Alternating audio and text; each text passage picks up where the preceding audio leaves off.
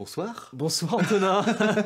Bonsoir vous. Aujourd'hui on va parler de fuzz. Alors un épisode dédié à la fuzz, ouais, à la basse. Ça tombe bien, je n'y connais rien. Voilà. Je n'en utilise jamais. Je m'y connais à peu près autant que toi dans la basse en tout cas. Ok. Le but c'est voilà, de faire un tour d'horizon des styles de fuzz pour la basse.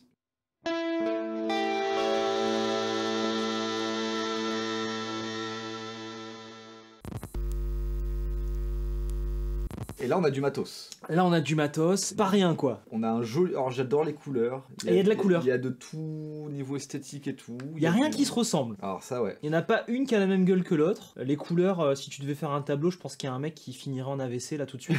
Bon, on a fait l'intro sur la Kangra, que vous connaissez déjà, qui est ma petite chouchoute chez Walrus. Donc c'est un enveloppe filter avec une fuzz.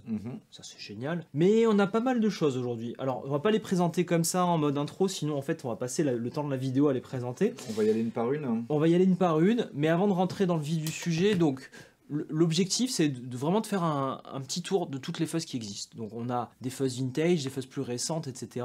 Des copies de Big Muff, des trucs un peu légendaires comme la Fuzz Factory. C'est ça. Voilà. Et de se dire, bon, on est bassiste, quelle est la fuzz pour mon utilisation? Voilà. Ce qui va pas être évident, voilà, ça va être une introduction, après on vous invitera à aller creuser un peu plus dans le détail avec nos vidéos. Encore une fois, on a pris des pédales de guitaristes. Parce que ça existe les fuzz pour basse. Enfin oui, je sais que Electro Harmonic ça fait la basse Big Muff. Ouais. Mais est-ce que... C'est encore du marketing. Je pense, ouais. Après, bon, la Big Muff, c'est vrai que si tu la voice avec les bonnes capas pour que ça sonne basse, bah, ça sera sûrement meilleur. Mais voilà, on va vous montrer que justement, à la base, vous pouvez utiliser n'importe quelle pédale, encore une fois. C'est pour ça qu'il n'y a pas de section basse sur pelf.fr. Et voilà, là, c'est juste un petit tour d'horizon de qu'est-ce qui sonne à la basse ou pas. On sait pas, on découvre avec vous. On a fait un réglage sur chaque pédale parce que si on devait faire chaque réglage pendant la vidéo, je pense que la vidéo durait au moins 3-4 heures. On y a passé du temps. Ouais. On est sur le HX Stomp. Toujours. Tu nous as mis un preset classique. Ouais, avec juste une simulation d'ampli, là j'ai tout désactivé. Mais on a la Minotaur. Alors explique. Parce que moi je ne connaissais pas ce truc là. Ouais, bah eux ils connaissent, s'ils ont bien suivi les vidéos, ils connaissent. En gros, je lui ai demandé. T'es en train de dire que j'ai mal suivi les vidéos. Non, t'inquiète.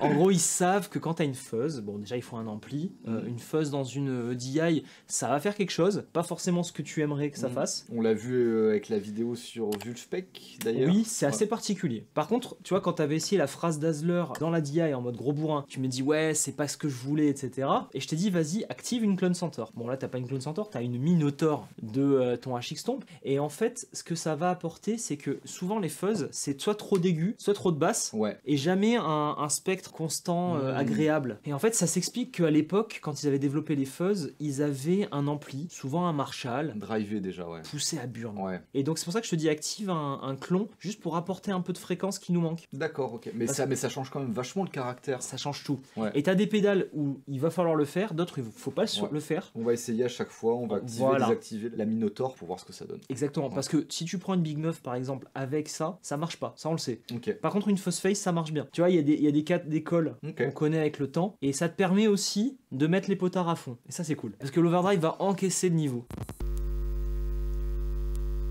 On commence par la phrase Dazzler de Dr Scientist. Dr Scientist, c'est la marque qui fabrique la Dusk. Le mec au Canada, c'est ça? Au Canada, ouais. C'est ce que je te disais qui est pépère dans sa petite baraque au Canada. Ouais, il a l'air, ouais. Au milieu de la neige, tranquille. Il me dit ouais, t'inquiète, je t'enverrai 3 Dusk dans 2 semaines et on verra quand est-ce que ça arrivera. C'était il y a un mois. C'était il y a un mois. Non, mais voilà, un mec ultra posé, par contre, qui est un vrai ingénieur. La Dusk, voilà, c'est un filtre analogique, mais avec une grosse intelligence. Il a aussi développé la BitQuest, qui est un truc un peu 8 bits, son pété, etc. que j'ai hâte de recevoir, elle va pas tarder à arriver. La phrase Dazzler, là, il s'est dit tiens, les gens ils aiment les fuzz, ok, je vais leur faire un truc un peu vintage, mais je vais le faire à ma façon. Et donc là, il t'a mis 2 canaux de fuzz. Ok. On a 2 canaux de violence, un EQ 3 bandes, donc ça peut être pratique. Un dry wet, chose qu'on voit jamais sur des fuzz. Et qui, à la base, on sait qu'on aime ça. Voilà. Et le volt, qui est en fait ce qu'on appelle le starve, je crois d'habitude, ouais. C'est le fait de sous-alimenter ta fuzz. Ça peut simuler une pile en fin de vie. Exactement. Et avoir un son un peu pété, justement, mais qui peut être très intéressant dans certains contextes. C'est ça, en fait, ça va te péter ton headroom pour avoir des petits glitches qui apparaissent, quoi. Donc là, je l'ai mis très bas parce que j'aime bien.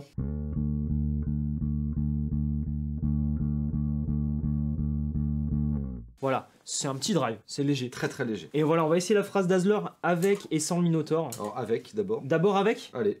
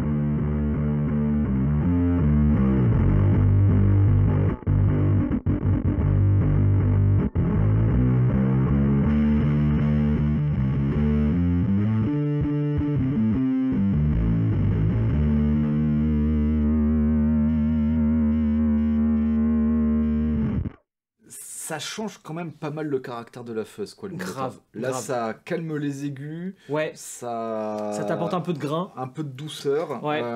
Mais dans les deux cas, elle marchait bien. Ouais, dans les deux cas, on a bien kiffé. Le dry wet sur la fuzz, les gars, je pense que ça va devenir un nouveau standard. Hein. Bah, en tout cas, à la base, c'est très utile et ça fonctionne trop bien. Bon, les deux niveaux de gain, on s'en fout, on met à fond. Dans tous les cas, ouais.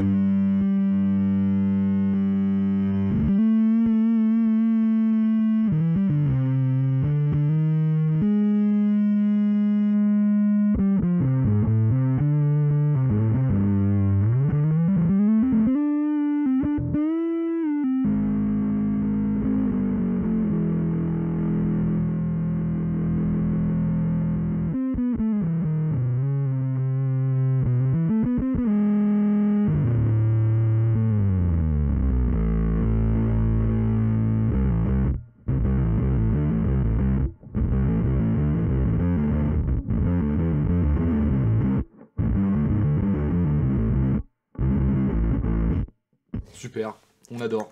C'est génial, hein. T'as vu à la fin, je t'ai mis le mix à fond, il y a un noise gate qui est intégré.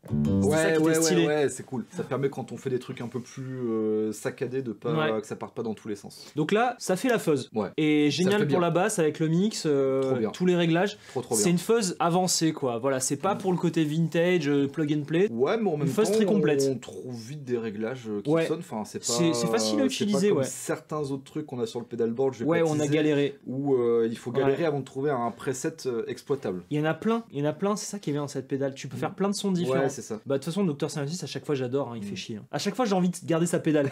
Il m'énerve. On part de la fuzz et on rentre dans un monde complètement chelou. Ouais. Bitronix. Avec un design qui est quand même... Moi, j'adore. Ouais, c'est stylé. Là, on a la Swarm qui est de format standard. Ouais. Mais on a aussi la Octa Hive, format édition limitée, qui est ultra sexe comme ça. D'ailleurs, j'ai commandé la dernière qu'ils avaient. Voilà, j'ai pris la dernière. On va commencer par la Swarm. Très barré, hein. C'est cool. C'est une fuzz avec... Vas-y, essaie de décrire ce truc. Alors, ça fait ressortir des harmonies. Ouais, parce qu'en fait, t'as des oscillateurs dedans. Voilà. Donc, on peut choisir les harmonies qui vont ressortir et après les moduler avec les potards de Flight et Sting, c'est ça? Alors je sais pas si t'as connu, bon eux je pense qu'ils connaissent la Data Corrupteur de F-Quaker, ouais, tout à fait, ouais. Bah c'est le même esprit, c'est le même genre de produit, sauf que je trouve qu'elle est vachement plus facile à piloter. Ouais, la Data Corrupteur, moi j'ai jamais réussi à sortir un son avec. Moi non plus. Et là, viens on écoute, il y a un son.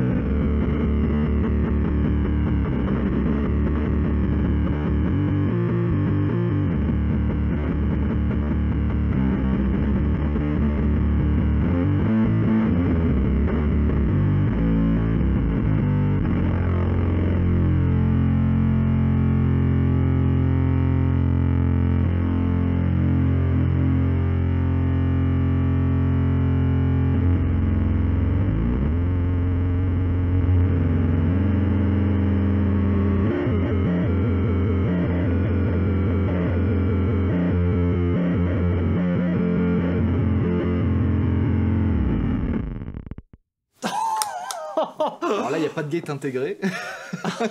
Oh, la clacasse, quoi.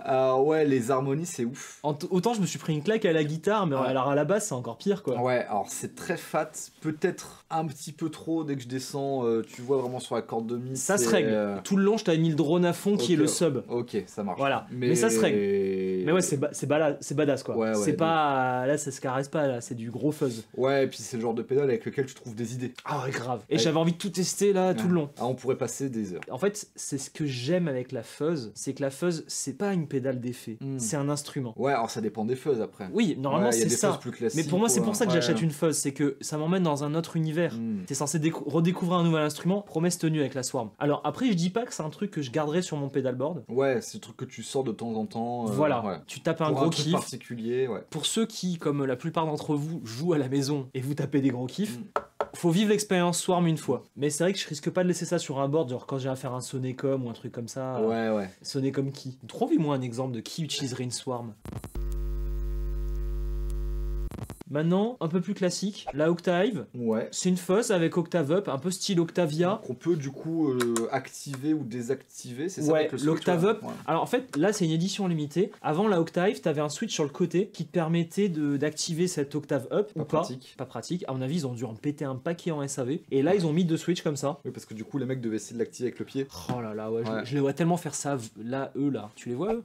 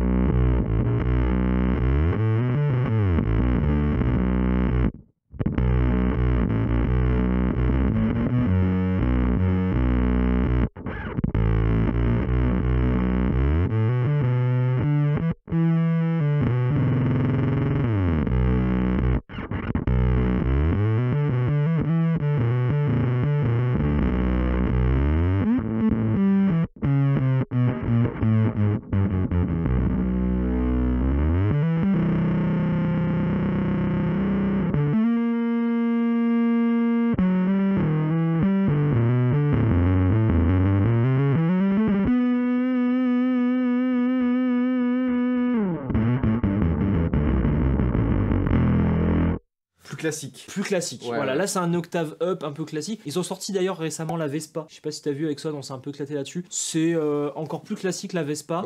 Mais je trouve que ça fait un bon modèle en concurrence avec celui-ci. C'est juste ouais, passe-partout. Passe-partout, voilà, c'est le genre de truc qu'on pourrait utiliser un peu plus facilement en groupe, on va dire. C'est ça. Si on aime la fuzz. Pour le coup, c'est une fuzz que tu peux utiliser plus souvent. J'ai quand même une préférence pour la phrase Dazzler lorsque tu joues. Plus complète. Plus complète, c'est ça. Mais c'est quand même une chouette pédale, je me suis bien éclaté. En Octave Up, on a la Fluff de Drunk Beaver. Donc c'est une sorte de Big Muff, mais... Ah, c'est une Big Muff, je savais pas. C'est ce que j'ai cru dire sur le cool. site, ouais. C'est cool, ok. Mais complètement torturé, désossé et... Avec un Octave Up. Avec un Octave Up. Donc là, on est sur un registre un peu plus moderne, un peu plus nouveau. Et un boost, je sais pas pourquoi il a mis un boost, mais pourquoi pas. Pourquoi pas, ouais. C'est bien les boosts.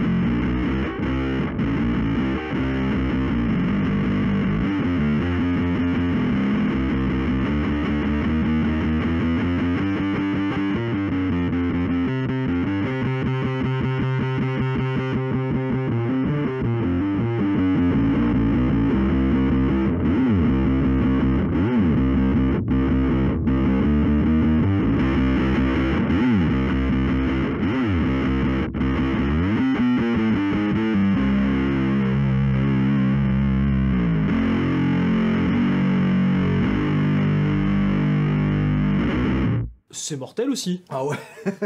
Alors là, c'est complètement différent quand même. Hein. On est sur du pétage de basse, on envoie du pétage de mix, on envoie des aigus. Pour faire du gros riff et écraser les guitares, ça le fait très bien. Tu sais à quoi ça me fait penser? Si on avait un circuit parallèle, tu pourrais faire du Royal Blood. Tout à fait. Pour moi, c'est un peu ça l'idée, quoi. Ouais, bah ouais, on va vraiment taper les fréquences aiguës qui vont bien. C'est totalement du Drunk Beaver, tu vois, chez eux là, enfin chez lui, il y a qu'un seul gars, c'est Vitali. Ils font des trucs bien en Pologne. Hein. Ouais, ils font des trucs bien pour eux. Ouais, tu penses à Shotmaker Instruments. Ouais. Ah, c'est bon ça. Et bah lui, il nous a fait la batte qui est une rate avec plein de réglages de ouf, mais j'ai jamais vu une rate comme ça. Ok.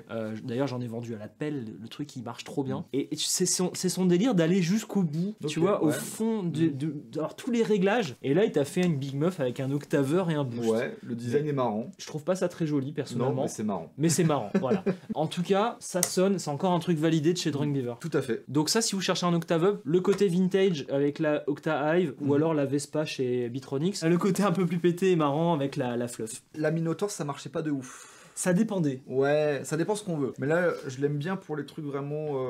Plus classiques. Ouais, plus agressifs. Ouais. Je trouve que la Minotaur la calme un peu trop, tu vois, la dompte un peu trop. Quand je disais plus classique, c'est-à-dire que ça marche mieux avec la phrase Dazzler qui a un fuzz que la Fluff qui a un truc complètement perché, quoi. Ouais, je suis d'accord avec toi. Toujours chez Drunk Beaver, on a la Taras Bulba. Oh le nom quoi. Certes. Qui est une Tone Bender. Voilà, je voulais mettre un fuzz encore plus vintage. Alors moi j'adore. C'est cool les Tone Bender. Hein. Peu de fois où j'ai utilisé des fuzz en studio, c'était souvent des Tone Bender. Alors après, beaucoup sur des synthés basses. Pas tant que ça au final sur des basses, mais j'adore. Franchement, je suis sûr que c'est encore un truc qui va nous exciter. Il abuse Drunk Beaver. Il y a beaucoup de réglages. C'est ça que j'apprécie chez lui, encore une fois. Il y a beaucoup de trucs que je ne comprends pas.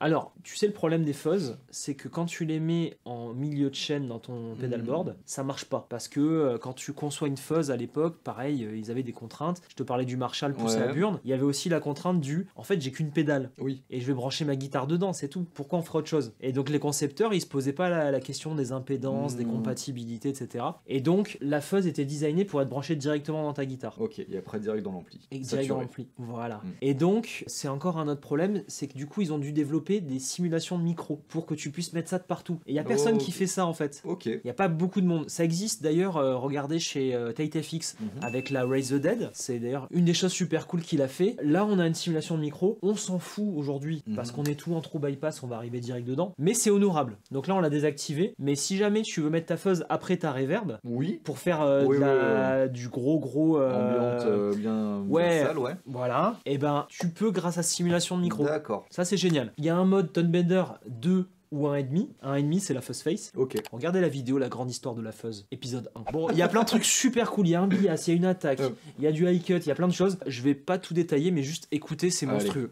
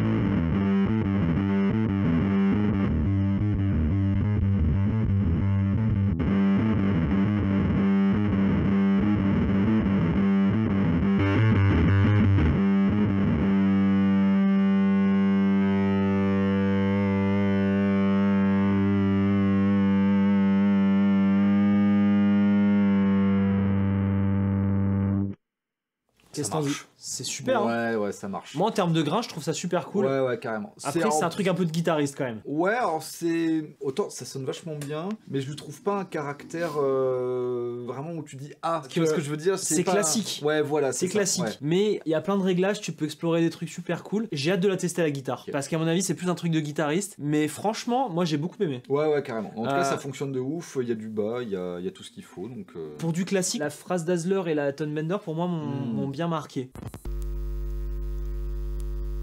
Retournons au barré du coup. Et barré mais légendaire. La Fuzz Factory. La Fuzz Factory. Yes. Dans une nouvelle version. Ouais, c'est la version verticale. Mais c'est le même circuit. C'est toujours germanium, Ok. toujours quoi. Bon, alors, De toute Fuzz façon, Factory. t'as un truc qui se vend en milliers d'exemplaires, tu vas pas le changer. Oui, donc très difficile à utiliser à la basse. C'est plus Ouais. la Wally Mammoth C'est de chez développé pour Zivex ça. ouais, Ouais, qu'on va utiliser à la basse. La Fuzz Ouais. Factory, c'est un peu plus délicat. On y va quand même. Ah, on y va quand même, Ouais. t'inquiète, j'ai pas peur.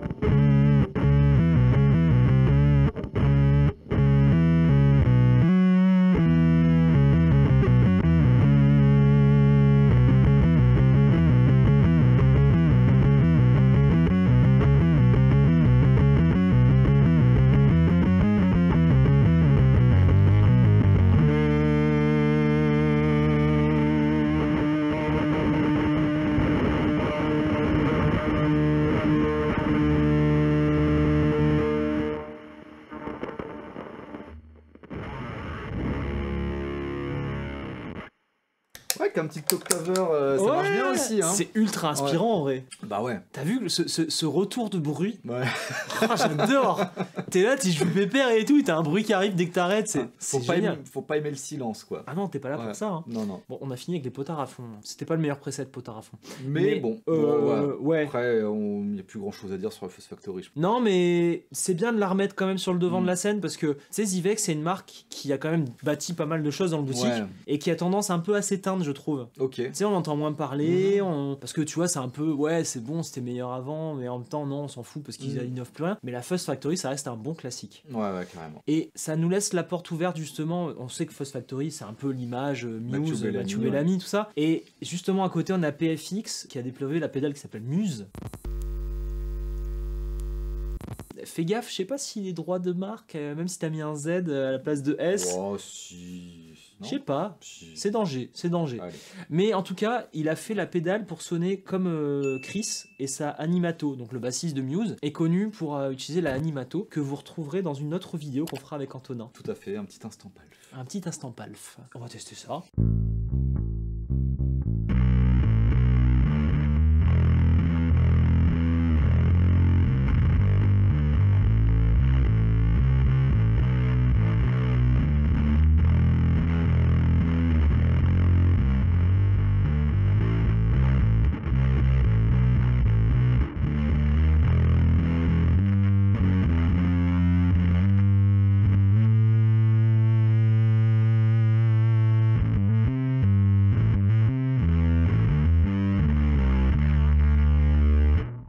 C'est très creusé. Très creusé, ouais. Trop creusé. En fait, j'arrive pas à trouver de notice sur la PFX, c'est dommage. Il y a juste un souci, c'est que t'as trop de basses. Ouais. T'as trop de basses. Et pas assez de médium. Mais par contre, la promesse est là. Ça fuzz Muse, quoi. Disons que je pense que ça peut valoir le coup de la mettre dans une boucle avec Ouais. un hi-hat. Ouais, c'est ça, et Avoir avec un son- EQ. Ouais, avoir un son plus clean en Mm. tout cas. Si on a un son clean bien chargé en médium, ça peut faire Ouais, c'est ça.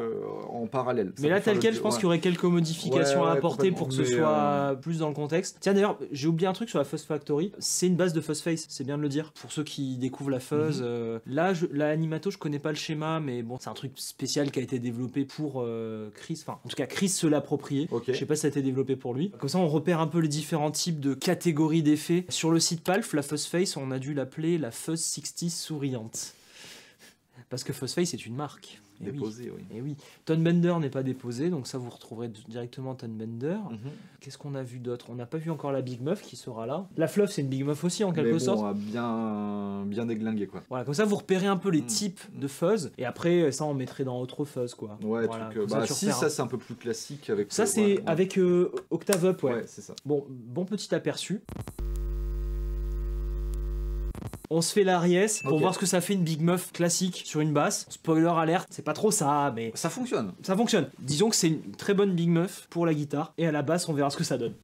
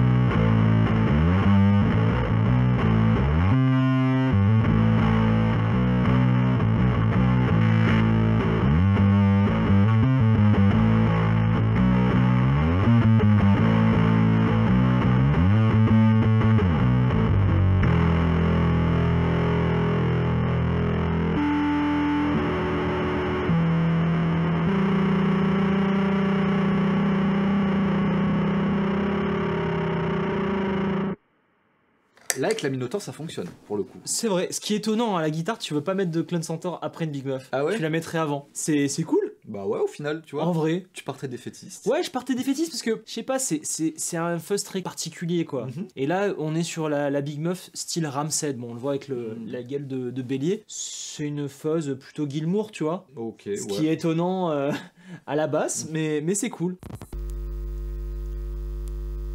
On passe sur ta préférée. Ma préférée? Moi, j'ai beaucoup aimé aussi. Ouais, toi aussi, je Ouais, pense. ouais. On a mis une petite pédale d'expression, je vais essayer d'exprimer convenablement. Dans la Kangra, on a un fuzz avec un enveloppe filter. Et on va commencer par l'enveloppe filter avec la fuzz et surtout la pédale d'expression.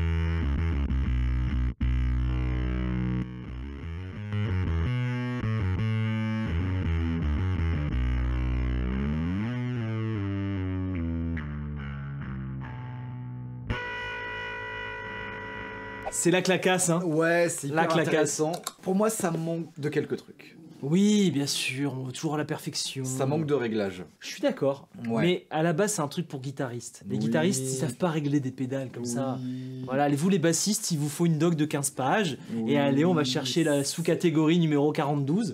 Non. Pas les guitaristes. Les non. guitaristes, faut que ça marche direct, sinon. Ça voilà. marche, mais ça manque de réglage. Mais par contre, la combinaison de ça, de cette fuzz-là, La fluff. avec l'enveloppe filter De la Kangra. Ça défonce. C'est gagné, hein. Ouais, complètement. Oui, c'est sur la fuzz que tu manques de réglage ou sur les deux? Or, plus sur la fuzz, Ouais.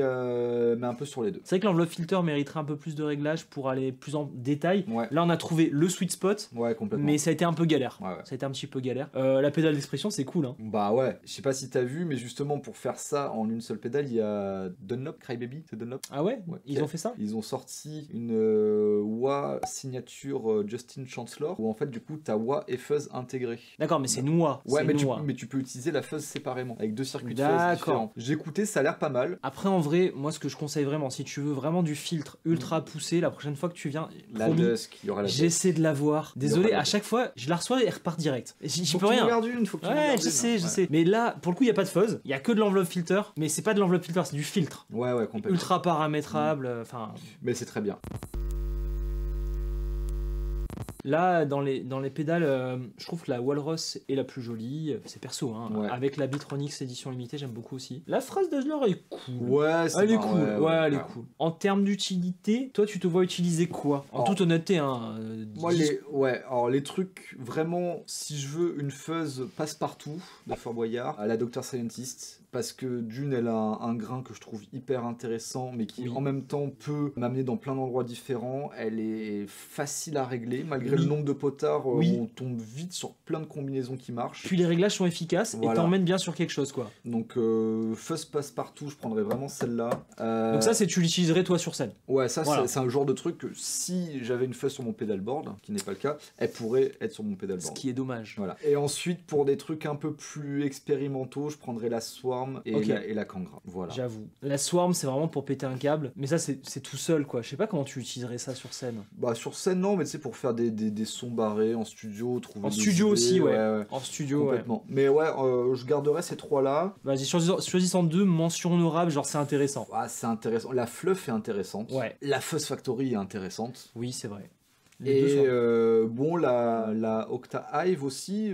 Ouais, elle était cool. En hein. fait, elles sont toutes intéressantes au elles final. sont Moi, toutes intéressantes. j'ai pas trop kiffé la Muse. Ouais, je sais. Perso, pour moi c'est la seule qui sort un peu du lot, mais pas dans. Je le- pense qu'il y a c'est juste une histoire de réglage. Ouais, Il faudrait juste un peu améliorer le spectre, tu vois, aller chercher les basses, mais pas les mêmes. ouais, complètement. Pas les mêmes. Mais sinon, il y a moyen de sortir de la musique avec chacune de ces pédales, donc ça Ouais. c'est plutôt une bonne nouvelle. Voilà. Je suis super content aussi. Bon, j'espère qu'on a pu débroussailler ce sujet. Voilà, les fuzz, c'est quand même quelque chose d'assez magique. Ouais, Et à la basse, notamment, je pense qu'il y a moyen de se perdre assez rapidement. ouais. Et complètement. je pense aussi, quand tu te lances dans les fuzz pour la basse, t'as moyen de tester une fuzz et de dire, bah, c'est pas pour moi. Et de trouver ça un peu dégueulasse et de Ouais, dire, bah, ouais. en fait, non, j'ai pas besoin de fuzz, quoi. Mm. Et justement, de découvrir un peu de nouvelles couleurs pour pouvoir se lancer. Complètement. Mettez en commentaire, vous, en tant que bassiste, et même guitariste, allez-y. Mettez en commentaire, vous, votre fuzz préféré du moment, parce qu'il n'y a jamais de fuzz à vie préféré, ça marche pas, ça. Jamais. Les fuzzophiles aguerris ont souvent une nouvelle fuzz toutes les 2 semaines. Toutes les 2 semaines. Ouais, toutes les 2 semaines, c'est à peu près le ratio classique. Ils ont le droit de revendre l'ancienne, mais ils le font pas souvent. Ouais, ça je comprends. Tout à fait. Et ils se retrouvent avec une armoire de fuzz. Bah, c'est un fuzzophile en même temps. Pensez à votre banquier, les gars. C'est pas grave, c'est une nouvelle espèce. Est-ce Bon. qu'il serait pas l'heure de. Dans toutes les pédales. Je Bah pense. ouais, et on se quitte Voilà, là-dessus. allez. Hein.